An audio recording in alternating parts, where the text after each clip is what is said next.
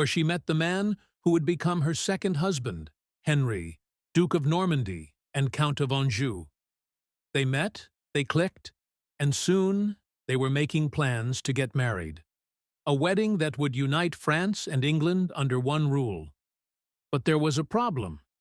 See, Henry was already married. And while he was willing to give up his wife, he wasn't willing to give up his crown. So Eleanor and Henry made a deal. She would divorce Louis, marry Henry, and together they would rule the Kingdom of England. Once they were wed, she was crowned queen. And over the next 8 years, she gave birth to 8 of Henry's children, including 2 future kings of England.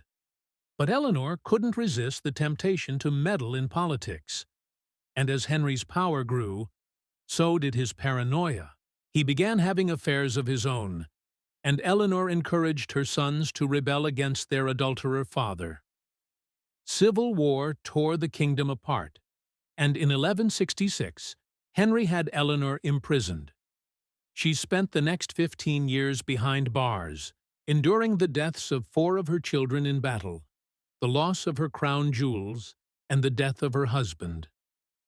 But she outlived them all, and when she was finally released from prison, she went to live with her eldest son, Richard, who became the King of England in 1189. She spent her last years running a convent, which may sound sweet, but she was never far from the action. When Richard went on crusade, she served as regent, proving that she was as tough as they came. Want more royal mishaps?